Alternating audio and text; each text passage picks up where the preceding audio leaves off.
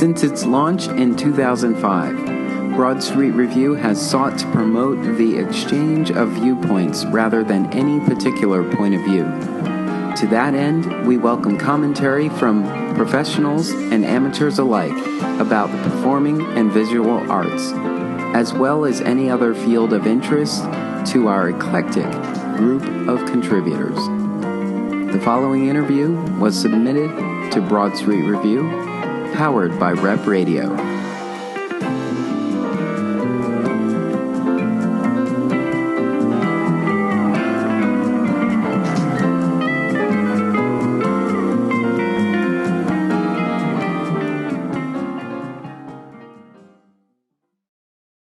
That structure. We don't have that structure. Right, but the minute those folks say, okay, how can we codify this for whatever purpose, for their own purpose, the minute that starts to happen, then you start to have structures that bring limitation, right? Yeah. That's a complicated matter, and I think it's the paradox of anything that starts out of passion. Mm-hmm. I mean, if you look at now I'm going to go off on another tangent, but if you look at the American Regional Theater, no theater that ever formed, let's say back in the early 70s, which is when the movement really, took hold, out of any reason except that somebody had an idea that was driven by a passion to bring certain kinds of plays mm-hmm. to their community. Well, if you look at what these theaters are doing now, you can't say that it's driven by passion. Yeah. It's driven by fear of losing audience. It's driven by, I could go on about that, but I won't, because I'm bored with my own rap. But it is unfortunate that the people who sit on these boards of these places say, well, why don't we have a building, or why don't we do this, or why don't we do that? And then those things begin to reflect the corporate culture out of which the money to make them in the first place comes. Yeah. Now, as much individual contribution as there is to organizations like this one or like Brucing Theaters, the big money comes from foundations, which are all a function of somebody's corporate success, or independent wealth, individual wealth, which is also a function of some kind of corporate practice, because nobody makes millions of dollars in this country without doing it corporately. Mm-hmm. And many artistic directors formed their companies because they were, I guess, before disrupt was a term that we use, there were specific things that they wanted to produce. That's right. And it started out with, I always wanted to put my spin on this piece. I wanted to bring these to the stage in the way that I wanted to do them, and that's why I got started. Right. And you get in people, and then you start thinking, and I remember thinking that very early on, that I wanted to write every play that I put on stage. And I was doing okay at first, but then I was like, but maybe we have to find the balance of finding that play that brings people in, that really allows them to understand what we do. And then, I think there were times where, somewhere like a Walnut Street would put a show in the middle of their season that is normally not something that they would lead with, as sort of this, we have to sort of wean this audience into thinking about some other things. Yeah. And it was always very noticeable on that larger scale, and the smaller companies always had that. And you can probably look and pinpoint the change for many companies once they. I imagine so. Yeah. I imagine it's trackable. Yeah. Yeah. So I'm here with Paul Meshejian. Oh, we've been recording this whole time? Jesus Christ. That was all great. Okay. No, I'm keeping it in. We're just catching up because the last time we chatted was in 2013, and I remember it was at the Starbucks at the Phoenix. Yes. And I came into town specifically to have this chat with you. And I'm glad to come back and touch base with you. So welcome back. It's great to be back. It's great to talk with you again. I was just pointing out to Ms. Lyman that when I was in New York, the only theater subscription I had was for LCT3. And so I was fortunate enough to see many of those productions that's their experimental space, where those things are, no one knows anything about this or knows much about this. So I thought, what a great opportunity to take in some work that no one's talking about yet, except for the people who have made their way here to see it. And I do remember being there when the production of Oslo was downstairs in the off-Broadway space. And but I was subscribed to the Clairteau Theater, so I didn't pay much attention to the pieces that were downstairs. And then earlier this season, I had a conversation with a local artist, and I mentioned that I got that "you're too old for this" membership email from LCT3, because it's sort of like it was like a 35 and under kind of membership. So I got that "you're too old now to subscribe to the full-on membership if you love us." And I said, I'm so glad I did that, because I do love them, So now I will. That's great. Subscription. That's great. But I said the last ticket I purchased was for Oslo. And I said, I don't know a whole lot about it. I just know that it was the last ticket I had the opportunity to get under that membership. Under 35, yes. Yeah, right. So I got it. And then he mentioned, oh, yeah, that was in Playpenn. And did the thing. And I said, oh, wow. Where was I at that time? So I must have been getting back into the swing of being here in Philadelphia when Oslo was part of the conference. And now we're looking at Oslo making its Broadway debut. Yeah, it's kind of exciting for JT, and it's exciting for us. It's the first play that we've worked on that's going to land on a Broadway stage. And what doubles the satisfaction, or triples the satisfaction, actually, is the fact that JT was in the first class of writers that we had here in 2005 with a play called The Overwhelming. And then he came back in, I think it was 2009, with a play called Blood and Gifts. And then in 2015, Oslo. It's worth saying, it's worth it for me to say that in each case, we do blind evaluations. We're now up to receiving over 800 applicants every year, and his work just jumps out at us. So we didn't know it was him, although after you get to know a writer well enough, you begin to sense that this might be something of his. But we remain blind in our assessment all the way through to the end of the process. So we were happy to be able to invite him back in all three cases. And then on top of the work we did in the summer, he came here with, I think, maybe half a play, half of what it became, in terms of what he had on the page. And so he spent his time here. There are two readings during the course of the conference. We offer a reading midway through the process and then one at the end of the process. And it's really good for the writer, because the writer gets to hear their work in front of an audience, and they learn so much more than they could just sitting for that 2 hours in a room with the actors. But he had written, by the time the first reading came around, I think he had written maybe 2/3 of the play or 3/4, and then by the time the end came around, he had finished the draft, the first draft, and it read at 4 hours. 4 hours long. Wow.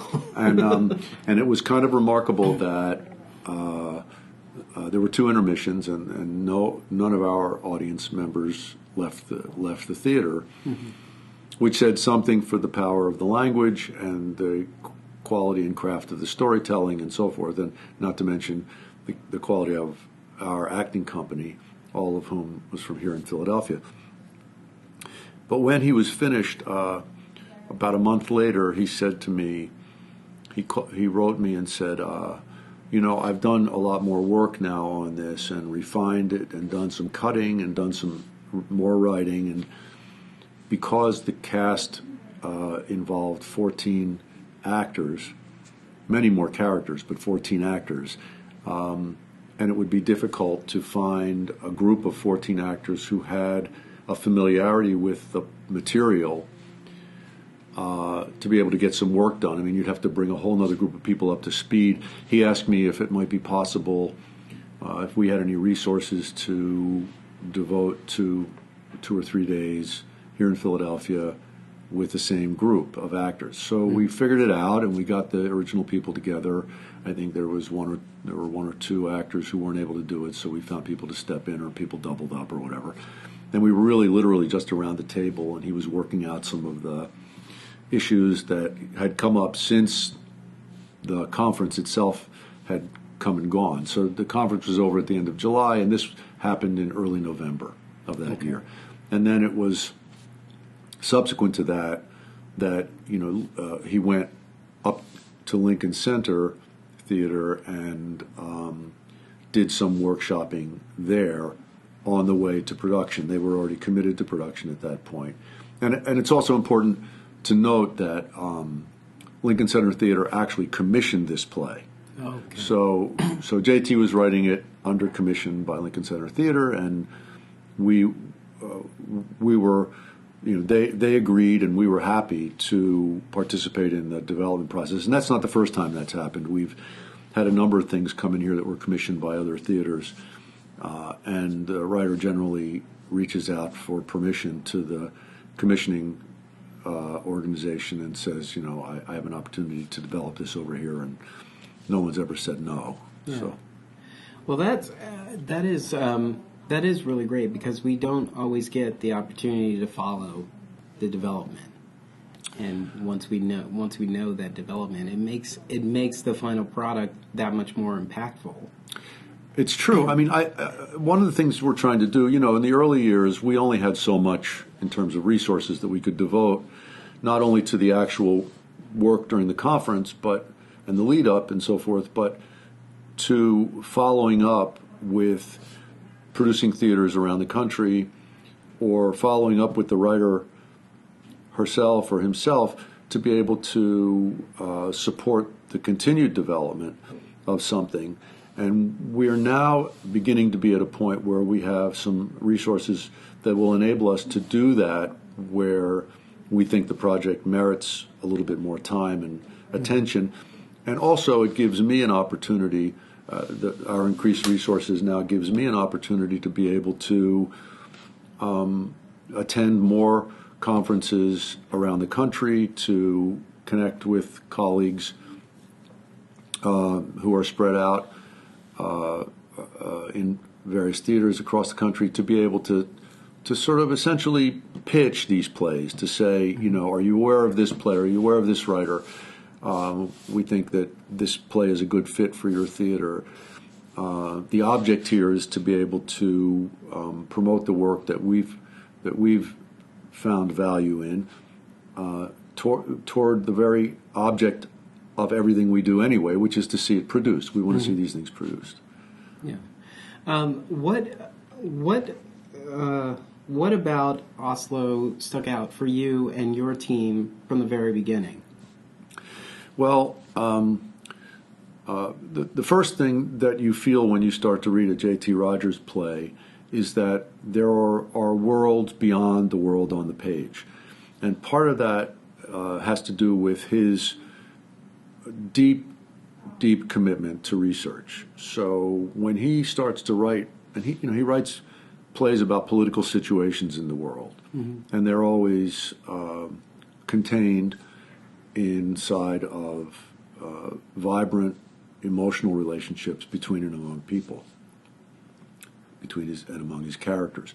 So right away you feel that the stakes are high, that there's so much more than is being said, and he's just an extremely crafted writer of dialogue. He's you find yourself laughing out loud. I mean, these things are, after you've read hundreds and hundreds of plays, which we do every year, plays that represent that to the trained eye, plays that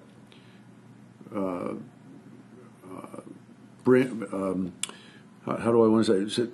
Plays that come off the page with vibrancy, with vitality, with the buoyancy of real life, attract your attention right away.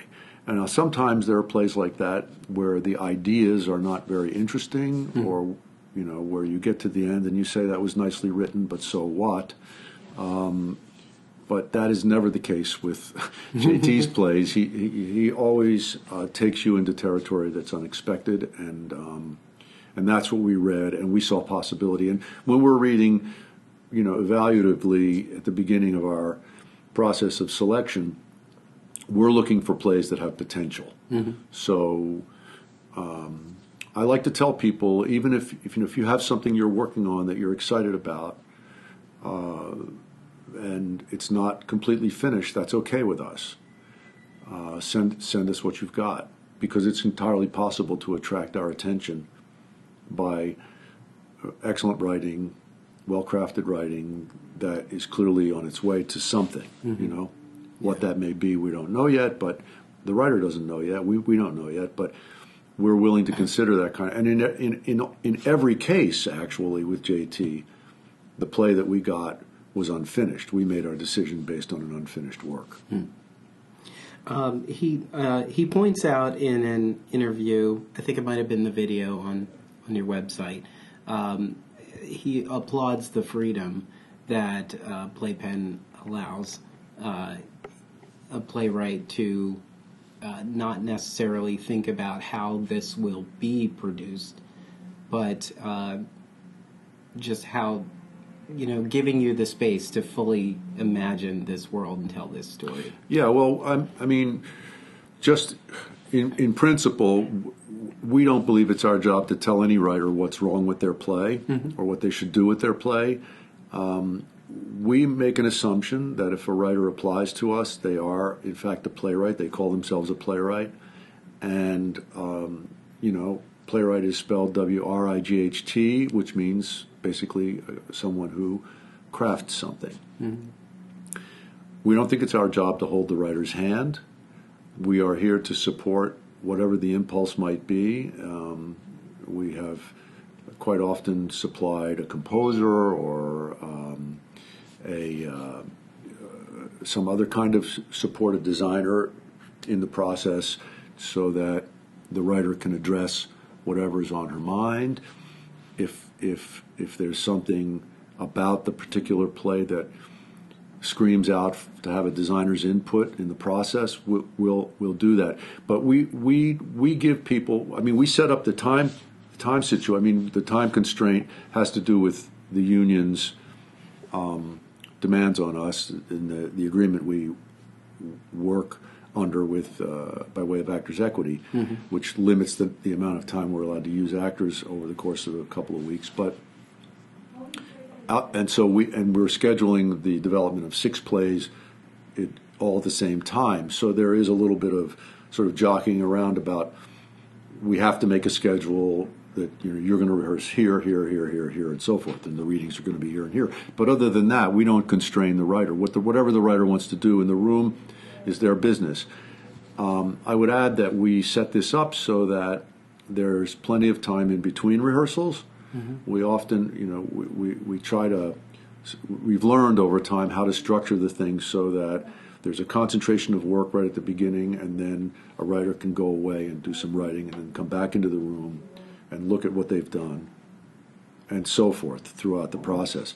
So I think I'm flattered that he characterizes the situation, the circumstances at Playpenn as one of being complete freedom. I think it's also worth saying that he is a writer who knows what he's trying to do. When he comes to work, he's the exemplar for me.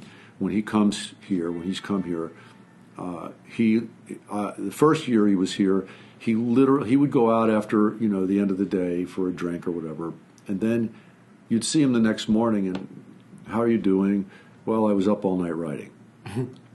And here was a guy who at that time had a day job in New York editing on a magazine and had a brand new baby, and he saw this as an opportunity. He saw this as a time to come and not have to do anything or think about anything except writing. Yeah. And he used the time. I don't expect everybody to stay up all night, but it's always pleasing to me when a writer shows up with some sense of what they're trying to accomplish, and then with their collaborators, with the director, the dramaturg, and actors, winds up discovering even more that they want to do, and then sets out to do it. Mm-hmm. That's really appealing to me as someone who spends a lot of time raising money to be able to make a circumstance where that kind of work can go on. Yeah, I also think it's great for other writers to hear the circumstances in which a writer who visually advances in their work and really hones into their craft, how they live, and sort of not necessarily the sacrifices, but sort of the obstacles that are standing in their way. Mm-hmm. Because I think many people in general, but writers especially, think that there's, I don't have enough time to contribute to this, right? Or I can't commit to it, or I need to be able to escape. We've seen in the past, like a novelist needs to go off to a cabin and be there for like 2 months to write. But when you hear that somebody's, I work full time and I have a very active social life and I have a family and I still get the work done, because it's not really work for them. They're trying to tell a story. Well, I mean, it's work. It's work, but it's work that they want to do, and I think there's nothing. I mean, I don't think work is a bad word. Mm-hmm. I mean, I think sometimes we ascribe ill meaning to the idea of work, as if, I mean, I work and I work all the time, and I like my job. I like I like what I do, but it's work. It's not hanging out. And, but yes, I think. Now, we've had 100 writers here now over the years, and over the 12 years we've been doing this, and you see all the different sort of manifestations of what a writer is like. There are mm-hmm. some writers who are frightened that they might make the wrong decision, and while they're here, so they don't want to commit to something. Or you see the writers who just feel they really need to hear their play out loud in front of an audience before they can do anything. And then you get the writers like JT who say, I know what I want to do, and I'm going to just do it. I always give this little speech at the beginning of the conference, and it's become now an amusement among those who are with us year after year, where I hold up a jump drive and I say, listen, we have your play, it's right here. You probably have it on your computer. It's in the cloud somewhere, and there's probably a printed copy sitting somewhere. So don't worry that you're going to lose your play while you're here. Yeah. Go to work and do what you need to do. You can always go back to the old draft. Mm-hmm. But use this as an opportunity to experiment with what you think you might like to try. That's what the object is here. And the other thing that constrains people sometimes is that they're so worried about what some artistic director that read the play somewhere along the way might say, mm-hmm.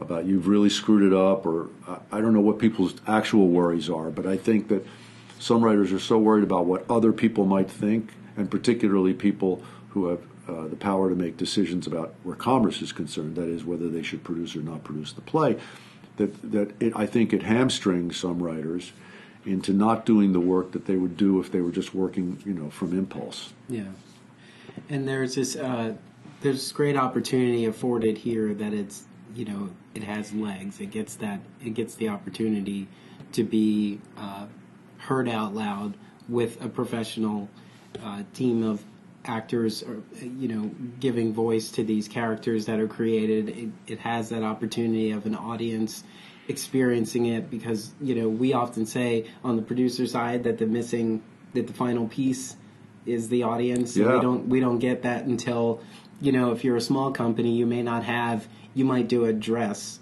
or an invited dress, and then you open. Right. And that's it. You don't have that time to kind of work and tool it. And then as you get along in the process and you learn, you start to give yourself more time for that. Mm-hmm. even with sort of canon, well, I don't know if canon's the right word, officially locked in scripts, you still need that time to figure out how you're going to tell this story. Sure. And that is beneficial part of it. I guess it's kind of saying like, it's you can't learn how to dance laying on your back. Well, my teacher, who is long gone from this earth, his name was Sidney Spade, and one of the things he said to me early on, when he was sort of guiding me into all this work, said, the one thing that you need to always remember is that the audience is the best teacher. The audience is your teacher. People can tell you all kinds of things from one point of view or another, but the audience will teach you what's working and what's not. Yeah, and that's very true. If an audience member does not understand why this character is on stage, or why this, or says that this moment feels unfinished, all of that is valuable feedback, and you have to take that. I remember earlier on hearing from young playwrights that a talk back is always the most nerve-wracking thing for them, because first of all, you've invited all your friends and everyone you know to come hear this out loud. So the feedback is somewhat has the potential to be skewed. You might get someone saying that, "Oh, I just love it. I love." Somebody's in the audience saying, "I love all of JT's work, just in general." But that's not really helpful, because you're trying to figure out what's working, what's not working, how to fix it. We found that playwrights who sit through their readings in the back of the house, and no one knows who they are, so learn an awful lot more just observing how the audience responds from moment to moment in their play, when their play is being read, than they do from talkbacks. And we decided right from the beginning that we were not going to do talkbacks. Yeah. Rather than do that, we make an environment where we invite the audience to stay and have a glass of wine or a beer, and that the artists will be in the lobby. And if someone has wants to have a serious conversation with the writer or the director or someone in the cast, then that's an environment where we think it's more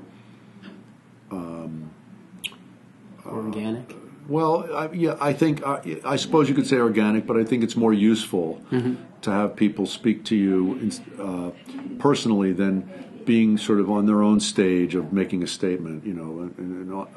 My experience has been an awful lot of people who engage in talkbacks want an opportunity to speak, to be the actor in their own play. You know what I mean? And so those kinds of commentaries are not always the most helpful to a writer, but I think that giving the writer the opportunity to observe an audience, they know their own play, so they don't have to watch what's going on the stage. They can watch what's going on in the audience and listen.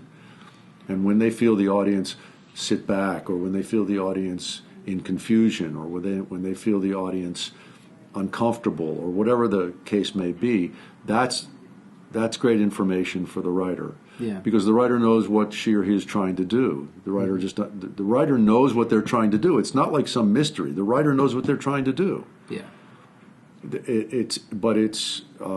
question is whether they're being effective in how they've drafted a scene, how they've created characters, whether that's getting them to where they want to go as a writer.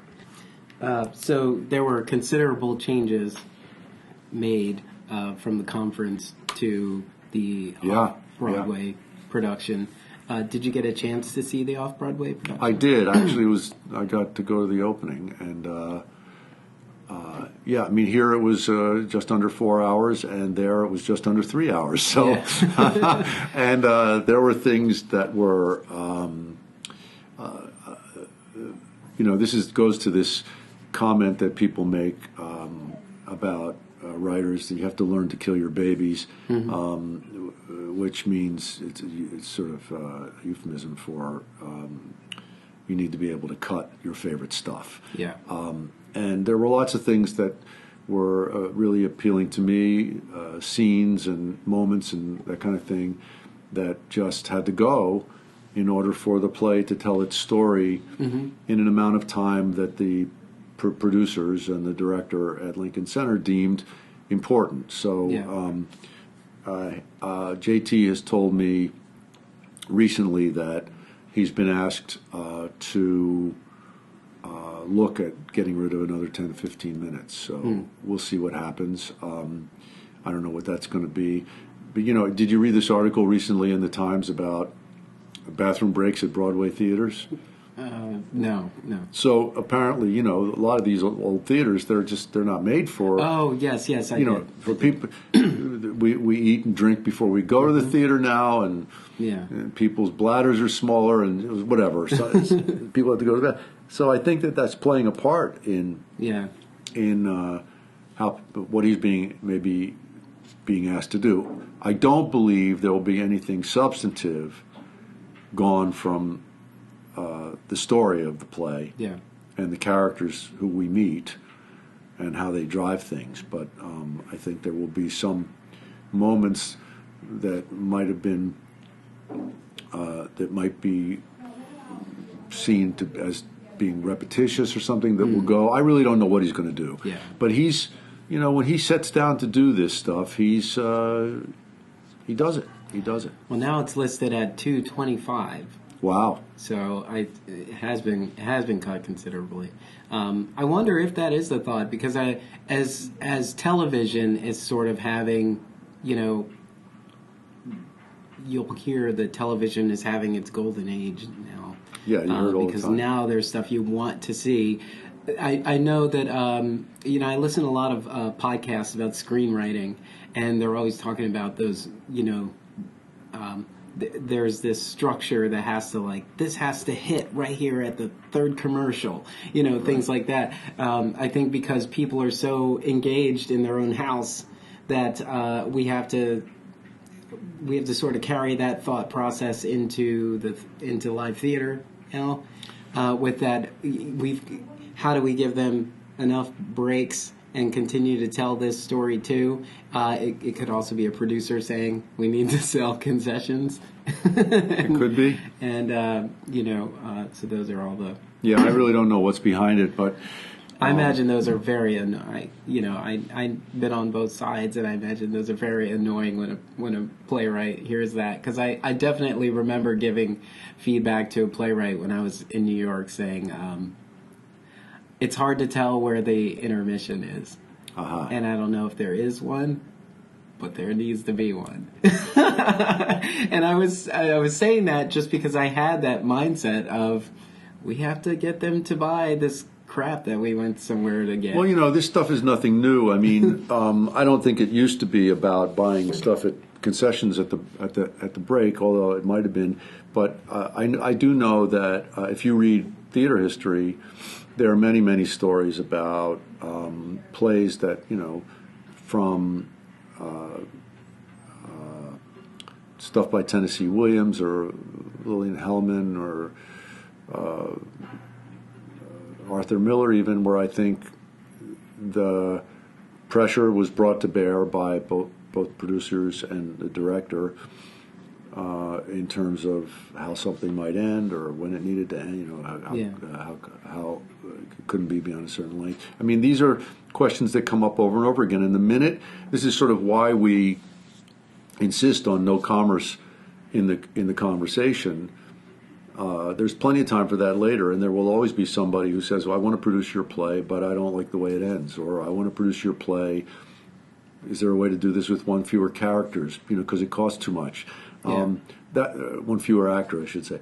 But those are questions that every writer at some point, if they're produced, is going to have to address with themselves and with their producer and director.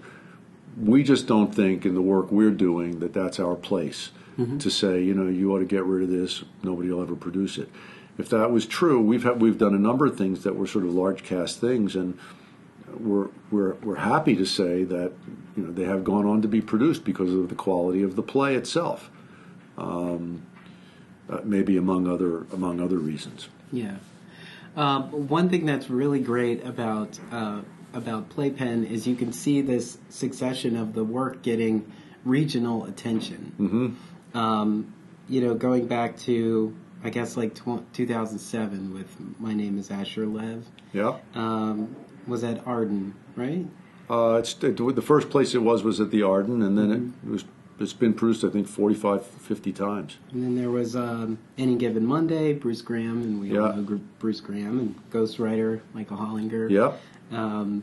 The Outgoing Tide was another Bruce Graham. The Whale. Really took this community by storm. I think that was... Yeah, it was produced, it started in Denver, that was produced in Denver, and then it went to New York, and then produced a lot of places, and eventually found its way here. Yeah. We're trying to, I would love it if more of our local producing organizations would come and look at this stuff in the summer, and there's an opportunity, particularly with writers who are unknown, to strike relationships right out of the box.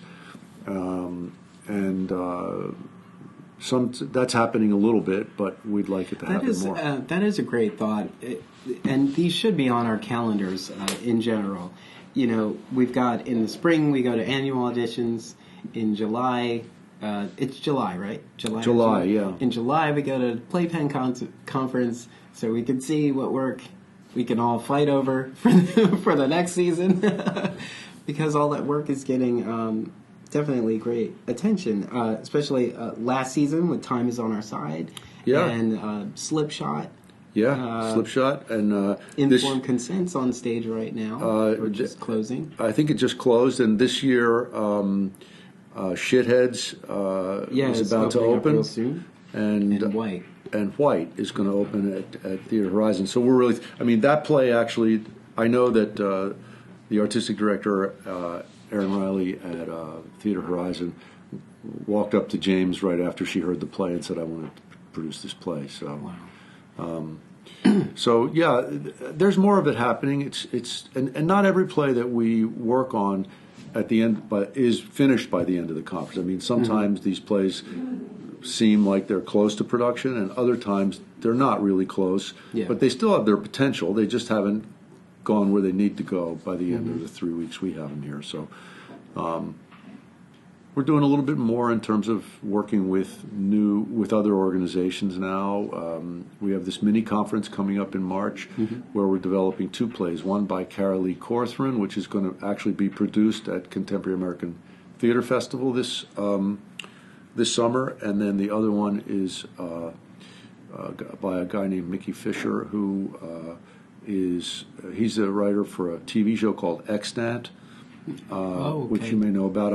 I don't know about it, but he has a play called Replica, and that play is going to be produced in next season at the Repertory Theater of St. Louis. So we're establishing more relationships with theaters around the country, and as I said earlier on, our object is to see more new plays being produced. So whatever we can do to assist the writer in moving their play toward production readiness, that's what we're interested in. Yeah. If these plays are the playwrights' darlings, their children, I guess you can kind of say that these are Playpenn's, godchildren. Foster children, godchildren, something. Children. I don't know. I never thought of that. But, it must be so rewarding to be able to see the work that is done in the conference then shine. It is. There's nothing more satisfying. People ask me, is this what you imagined when you started? And no, it's not. I didn't imagine anything. Yeah. I imagined that I wanted to support the development of new plays, and hopefully that would result in more new plays being produced in Philadelphia. And I think we have contributed to what's going on in the city in that way. Yeah. But the idea that 60% of the plays that we develop would be produced all over the country and around the world is astonishing to me. Yeah. So we're getting up near, I think, we're getting up, so there's 100 plays developed, 60 plays produced, and I think we're getting close to 300 productions of those plays. So it's, it's just really, when I stop and consider that stuff, and consider that whenever I travel, when I go to these various conferences and festivals and stuff, and I meet people, and they ask me who I am and what I do, and I tell them, and they go, "Oh, you're Playpenn," and so they know about us, and that there's a real gratification in that, and I think we have I won't say 100% of the writers who've come through here, but it's probably true of almost all the writers who come through here have nothing but nice things to say about their experience here. We try to take good care of the people who come and give them an environment to be free, completely free, as JT put it, to do what they need to do. Will you be there opening night for Oslo and Broadway? I don't know. I don't know. No one has extended an invitation to me. So it would be nice. We are taking a group of friends of Playpenn, a group of 40 people, to see the show in April, to a matinee. JT will be there to greet them, and so we're excited about that. So I will be seeing it again. I just don't know if I'll be there on opening night. Great. Well, I have my ticket, and I'm so glad to have had this time to chat with you and catch up with the work being done at Playpenn and learn a little bit more about Oslo before I sit in the theater and experience it for the first time for myself. Paul, it's always a pleasure to sit and chat with you. You too, Darnell. Let's try not to be as... as big as strangers as we have been. So I want to just say one last thing, and that is that if you have not seen this play, I'm talking to your listeners now. If you have not seen this play, this is really a worthwhile evening in the theater. It's and it can't be more timely as we're listening to the news right now. True. As we're hearing, "Are you serious?" I know. Well, that's all I have to say. Are you serious? You know That's exactly right. what I'm talking about. Are you serious? This conversation has just been thrust to the forefront, and I think the Broadway production of Oslo is going to get attention because of that too. I always find it amazing when a production company manages to line up almost perfectly with the news that's going out. It's almost as if they're prescient, right? Yeah, it's like, there's just, it's amazing. I'm still not even clear if it's just us trying to find the relevance. Would it have been, if things had been different maybe 4 or 5 months ago, would this still be a relevant production? And I think this one would be. He started writing this 3 years ago, so it's not like it's... I mean, it took a long time. The pipeline is not a fast-moving thing in the American theater, Yes. So I think that there just happens to be what do you call that? A synchronicity of a zeitgeist kind of thing going on. And I think sometimes when you commit to, when the idea is larger than the event, if you know what I mean, when the idea behind the play is larger than the actual events of the play, then that makes the play relevant whenever it's seen. Because we're talking about alternate ways of finding détente as opposed to just a melodrama about what went on in the Oslo Peace Accords. Yeah. And so, anyway, it's been fun talking. Yes, that's a great place to end. Thanks again for taking the time to chat with me today. Really appreciate it. My pleasure. This podcast is brought to you by Broad Street Review, the website where art and ideas meet. Since 2005, BroadStreetReview.com is the place knowledgeable Philadelphians turn for honest, independent, and passionate criticism and commentary about Philadelphia's dynamic arts scene. Join the conversation. It's free. You can reach Broad Street Review online at broadstreetreview.com. Follow us on Twitter at Broad Street Review and like us on Facebook. To show your support for this podcast and our Philadelphia area arts coverage, please go to broadstreetreview.com and click the button at the top of the page that says Contribute. Thank you for helping to keep the conversation going.